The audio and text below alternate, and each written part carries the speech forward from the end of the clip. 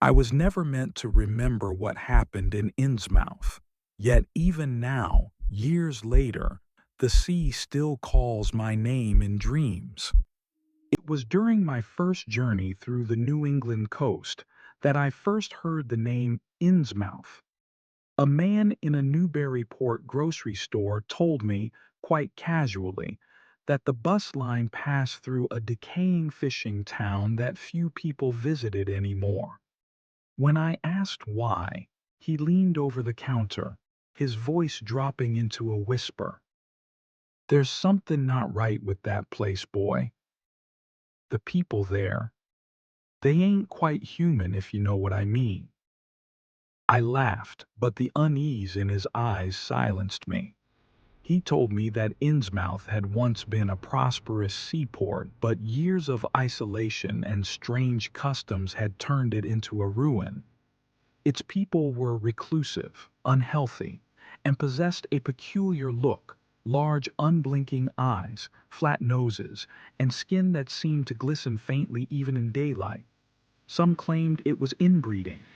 Others said it was something far worse. That night, curiosity overcame caution. I decided to visit the town myself. The next morning, the bus rolled out of Newburyport and onto a desolate road that wound between marshes and salt flats. The driver, a grim old man, seemed uneasy. When I asked about Innsmouth, he muttered, "You best keep to yourself there. Folks don't like strangers." As we approached, I saw the ruins rising through the fog, rotting wharves, crumbling warehouses, and a skyline of leaning steeples. The air smelled of salt, decay, and something faintly metallic. Everything was silent except for the slow beat of the waves. When I stepped off the bus, I felt eyes watching me from behind broken shutters. The streets were deserted. A few figures shuffled by, bent men and haggard women with strange faces and bulging eyes. They stared at me without emotion, then turned away as if obeying some silent order. At the town's edge, I found the only man willing to talk, a young clerk at the First National Grocery Store. He seemed almost normal, though pale and nervous. "Most folks here are different," he said carefully. "It's the Marsh family. Been that way for 100 years. They don't like outsiders asking questions." He told me of an old drunk, Zadok Allen, who remembered the town before it changed. "If you want to know the truth," he whispered, "find Zadok.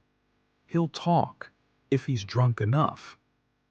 I found Zadok later that afternoon, sitting near the wharves with a bottle in his shaking hands. When I offered him more whiskey, his watery eyes gleamed. He began to speak in a hoarse whisper, and as the sun sank into the gray horizon, the terrible history of Innsmouth began to unfold. "Innsmouth weren't always like this," Zadok began, his voice trembling.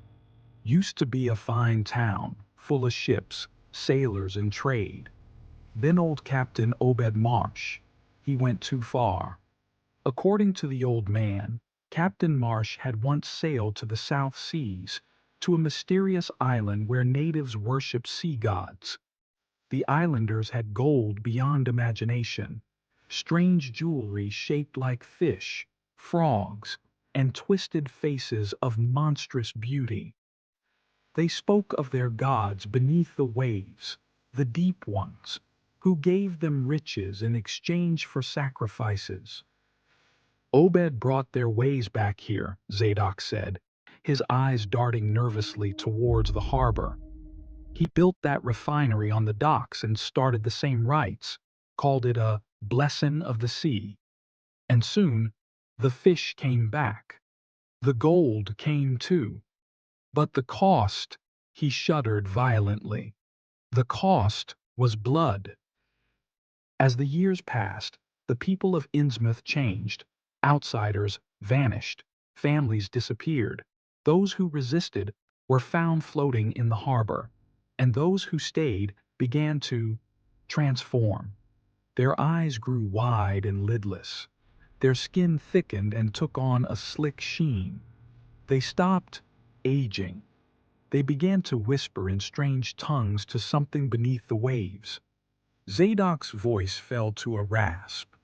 They ain't human no more, boy. Them that take the oath to Dagon, they live forever, but in the sea. The marshes lead the cult now. Every full moon, they go down to the reef, sing them devil songs, and wait for their kin to rise. Then, in a voice not his own, he muttered a chant that made my skin crawl. Finglui meguanaf Dagon Innsmouth, Wagahnagolf Tang. When I begged him to stop, he froze, staring toward the darkening water. You shouldn't have come here, he croaked. They're watching. They know when strangers pry. Get out before nightfall, before they come for ye. The last I saw of Zadok Allen, he was stumbling down the pier, vanishing into the fog. I turned back toward my hotel, my heart heavy with dread. The streets were empty, yet I felt eyes following me from every shadow. And somewhere far out at sea, I thought I heard the faint echo of chanting. That night, I packed my things, determined to leave at dawn. But as I sat in my room at the Gilman Hotel, I noticed something strange. The air smelled like brine, and the floorboards beneath me creaked as if something heavy moved below. Then I heard it, a distant rhythmic sound, like hundreds of feet slapping wet pavement. The chanting had returned, louder now, echoing through the walls. I crept to the door and listened. Voices, many voices, low gurgling tones, half human, half something else. I killed the light. My pulse pounded in my ears. Outside, the footsteps came closer. Keys rattled. The door handle twisted slowly. Then, from the hallway, I heard a wet, rasping breath. They were searching for me. Desperate, I pushed a dresser against the door and slipped out the window. The night air was heavy with fog and the stink of salt water. I crept across rooftops and narrow alleys, the shadows shifting with movement below. In the dim streetlights, I saw them, figures hunched and glistening, eyes reflecting the faint glow like the eyes of deep-sea creatures. Everywhere I turned, they were closing in, faces both human and monstrous. The people of Innsmouth, the worshippers of Dagon.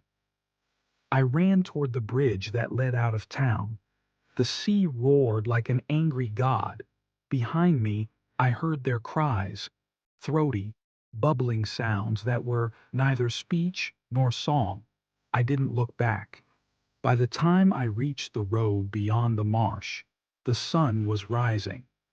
The mist thinned. The town of Innsmouth vanished behind me like a fevered dream. Years later, the government came. They raided the town, blew up the tunnels beneath the streets, and sealed the harbor. They said they found evidence of a strange cult. They said it was over, but it isn't over. At night, I dream of the sea again. I dream of vast cities beneath black waters, where shapes move in the dark and voices whisper my name. And when I wake, I sometimes see it, the change, reflected in my own eyes. The wide, unblinking eyes of Innsmouth. The sea calls us home. You have heard the whispers, but the darkness is never silent. Return again, and let the shadows find you. Subscribe, if you dare.